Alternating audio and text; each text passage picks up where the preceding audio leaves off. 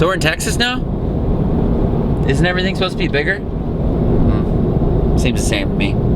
Sunland Park, New Mexico, which is basically on the border of El Paso, Texas. We actually went through Texas to get here, and now we are at a tiny little RV park on the casino parking lot. It's kind of interesting. Am I turning left? Sorry.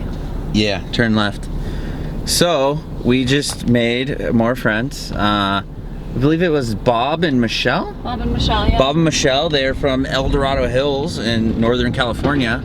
So we had a lot in common. And they are just so ecstatic that we were doing this at such a young age. And they said Alabama. Alabama's the place. We got to go to Alabama, apparently. Yeah. They're trying to get their kids to go full-time as well, like we are. So I think it's the new thing. Sticks and bricks? Nah, ain't about that.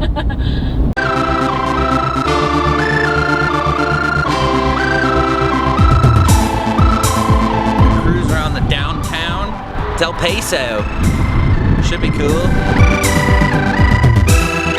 Now we're going to get coffee. This is like that scene in Peter Pan when the alligator like bites off his leg. We're in El Paso. This is San Joaquin Square. You can kind of get a view of what's going on around here. It's really nice. Pleasantly surprised. What is weird is that there's a big bike race going on, and then there's also a soccer game, but yet everything is closed, and it seems like kind of almost like a ghost town. It's like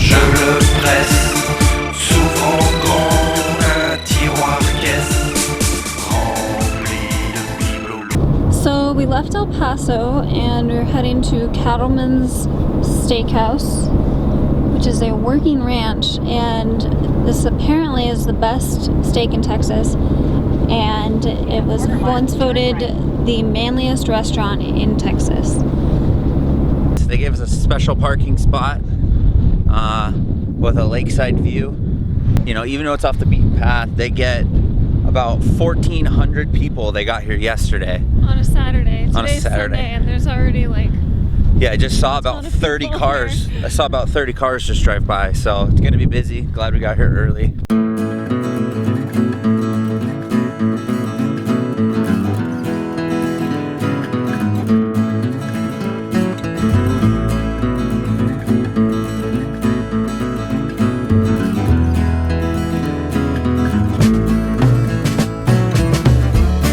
So, we just got this epic food. She's already digging in. We're in digging. Can't talk. Too busy eating. I need a nap now. All that's left is 2 ribs. We're planning on driving about 3.5 hours right now after a giant meal. Not very smart. $98, but we got 4 pounds of steak tips and ground beef to go. You know when Chuck Norris has been here, this place is badass. So, we just finished up our epic meal, and it was epic. The steak was absolutely amazing. Probably the best steak I've ever had. The ribs were pretty good as well, but you can tell they really excel with the steaks here. I mean, it is a steakhouse. And we also had no idea there was so much history here, and they'd filmed so many movies on the ranch, because the ranch is, how big is the ranch? I don't know. 46,000 square acres or something like that. That's a big ranch. Because, you know, everything's bigger in Texas. So after a day in the El Paso area, we are now heading along the New Mexico-Texas state line and heading back towards, what is it called? I can't think of it. Carlsbad? Thank you. Carlsbad National Park. Well, it finally happened. We knew it was gonna happen. God dang it. Lost the sewer hose! It was inevitable. Luckily, we already got a new one and we don't keep it in the same spot. And to top it all off, on the side of the road, I decided to take a pee. The wind blew and I completely soaked myself with pee. So this last, 10 minutes is going great. The whole sewer cap thing is pretty funny. Almost every time we stop, we check those caps to the bumper and make sure they're all the way in. and every time we stopped, they're creeping out a little bit, but it always seemed like it would be fine.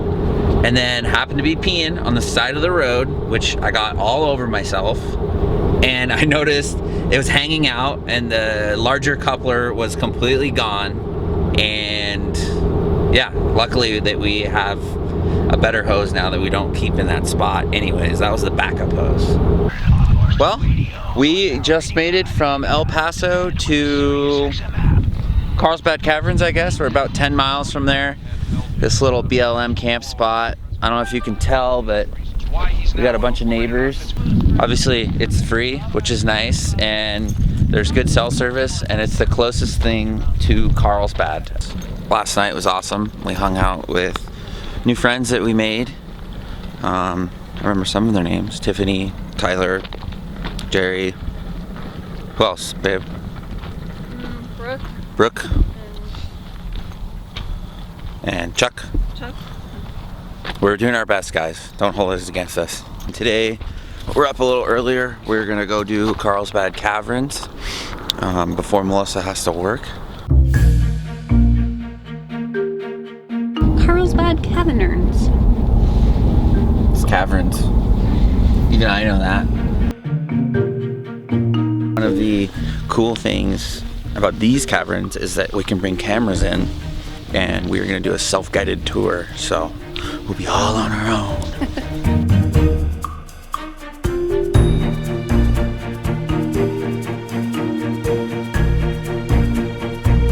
Going in.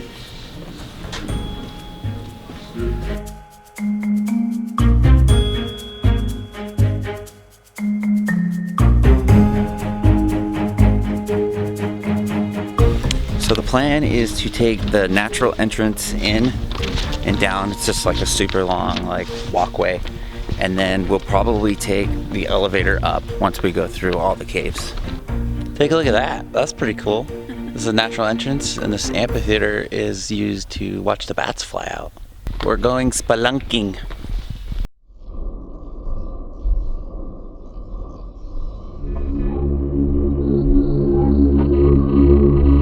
This is absolutely insane. We'll try to show you guys how big these caves are, but I don't think video and photos will really do justice. It's huge. You really have to see it to believe it. So this natural entrance to the cave is absolutely amazing. It takes a bit longer, but you get to see so much, and the views looking down are just insane. Totally worth it. So we reached the bottom where they actually have a cafe. You can have lunch. They have restrooms, and they even have a gift shop in the very bottom of the cave. It's pretty crazy. So the bathrooms right here have a strange entrance, and Melissa's like, this is weird. I'm just like, you're in a cave right now.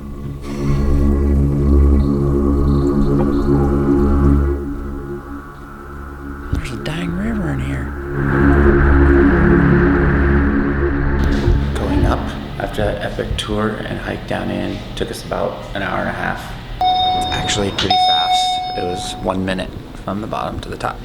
And conveniently, the elevator dumps you right into the gift shop. Absolutely amazing tour. It's incredible how big it is when you really get in there. Yeah, it just keeps going, and obviously they can only show you so much of the cave. There's a lot of places that are obviously off limits, but it's insane.